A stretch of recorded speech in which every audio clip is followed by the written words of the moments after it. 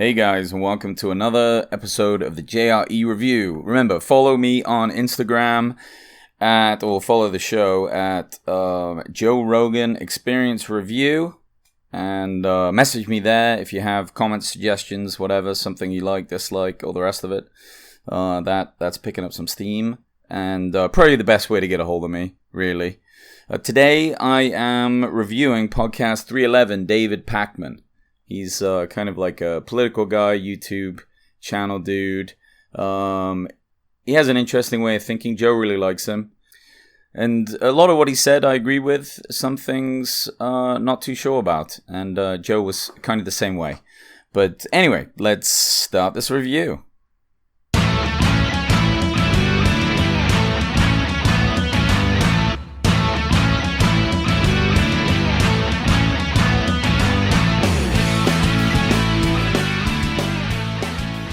I haven't checked out a great deal of David's YouTube stuff. I did look a little bit after he spoke about it. He had some strong thoughts about YouTube and what they're doing, and so did Joe.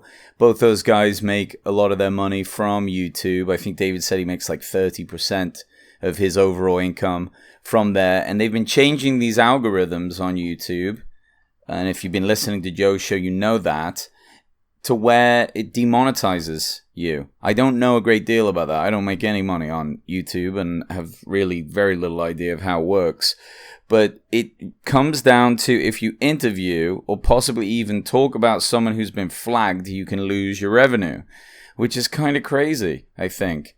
Especially because if it's out of context or if it isn't somebody that's actually listened to it, it's just some sort of automatic program that runs it. I guess in a way, YouTube kind of has to do it like that because there's so many videos getting uploaded every day. How could they have people just going through everything? And if anything gets flagged, maybe it automatically gets taken down. But it's kind of a tough spot. So it makes me think how many people are changing their show or changing the way that they talk and losing kind of that bit of freedom and flow of like how their show works to adjust around it so they don't get paid, so they do get paid. I could imagine doing the same thing. If I was making money through YouTube and was worried about talking about a particular subject, even if it was important because I would lose revenue, I might change it. I would imagine a lot of people would, and a lot of people do. Joe talks about how he is recently being called right-wing. And he talks to David about it because David's very left-wing, and Joe says, look, I've never voted that way, right? And most of his philosophy, I guess you could say, is very left-wing. He does agree in the Second Amendment, which is a more kind of right-wing approach, but do you have to agree with everything on a party side? No, I think you can independently agree with different things, but to be called that, it is interesting. I guess I listened to too much Rogan to see him as a right-wing person, but maybe if you don't listen to him very much and you just hear about his hunting and things, you might be able to jump on that and accuse him in that way. I don't think it's accurate, though. Big tech companies, on the other hand, Joe is saying is very liberal, and a lot of people have been saying that. And David actually argued against it, and he had an interesting point that really they act more like Republicans in the overall sense. They want to not pay taxes. They don't want any regulation. It's more kind of like a Republican stance.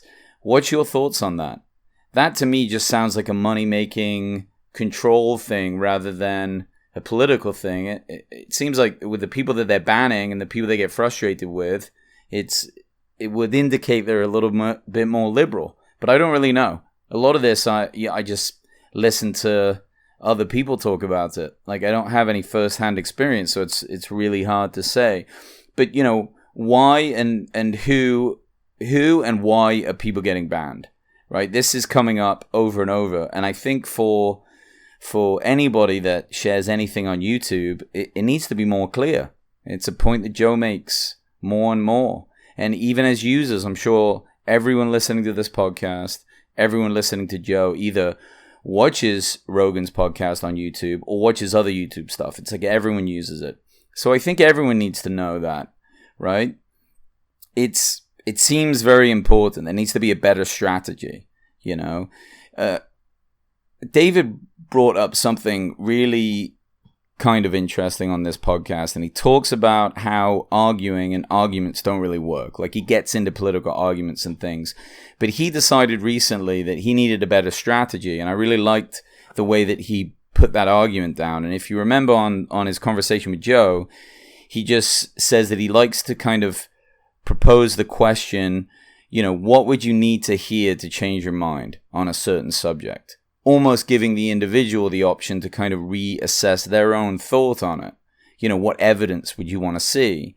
And then another point he made is, how do you think I arrived at my understanding? So if you personally have an understanding that somebody doesn't agree with, and they don't like your argument at all or your opinion, you could ask them, well, why do you think that I think this way? Especially if it's someone that respects you, because they might take the time to have that listen. And then later on, David's show is kind of supported by a lot of Patreon stuff. And he says even some Republicans support his show, even though he's very left-wing. And he says that they kind of message him and say, look, I don't agree with you, but I like the way that you think or how you put that point down. I find that very interesting. That's a cool position. And really, if you're a political person, it wouldn't hurt to follow, you know, almost as many of the other side's party's arguments as your own, so you get that more balanced perspective. And, you know, you have the choice. You listen to people that you like. You don't have to listen to people that you can't stand.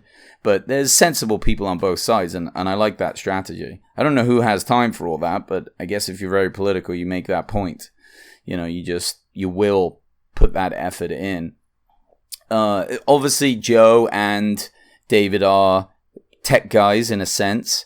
I mean, I don't know how techie Joe is, but he has a massive podcast and is an announcer and uses a lot of technology and keeps a very close eye on how all this stuff works.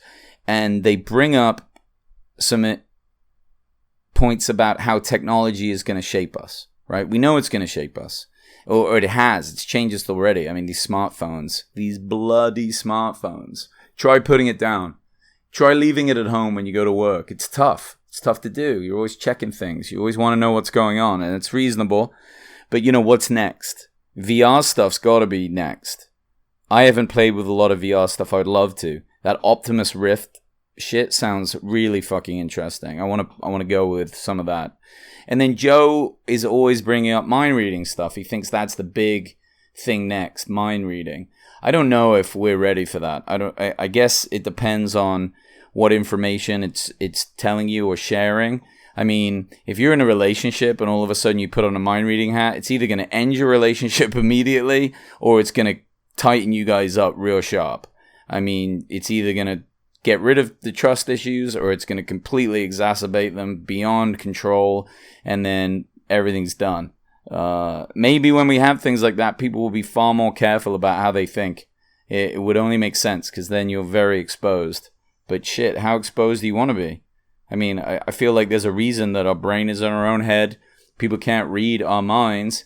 They can see our mannerisms and gestures and everything else and what we say. But, I mean, to really get in there seems a little spooky. A little spooky. Wrapping up their conversation, David, like I know this guy, he said something really interesting. He said that a company, I guess, reached out to him to mention their product on Rogan's show. And he obviously didn't do it, but he asked Joe if he had heard of other people doing the same thing. That's quite fascinating to me because it's that Joe's show is so big now that any voice that you can get out on there, anything you can say, you're like, oh, I use this kind of stapler or anything at all, gives such exposure to that product or that company that it's almost worth it to pay. And I wonder if that's something that Joe will keep an eye on in the future, if he's having someone on that's maybe controversial and maybe has kind of a lower, ethical standard to where they might just cash in and just list a bunch of companies and get paid for it. Again, Joe had not heard of anything like that, but he did say that a lot of companies had reached out to him that he didn't really agree with, that offered to, asked him to mention things on the show, and he didn't he didn't want to do that. But that was new to me. I'd not heard anyone say that before, and I had never even thought of somebody doing that. Kind of fun, kind of interesting. But again, Joe's show is constantly changing. It's getting so big, so fast, that it's going to turn into its own thing. And who knows, maybe in time, Joe might have to be careful about who he has on just for that reason. But again, guys, thanks again for listening, for downloading. Follow me on Instagram once again at Joe Rogan Experience Review. You'll see my little emblem. It's the same as the one that you download for the podcast.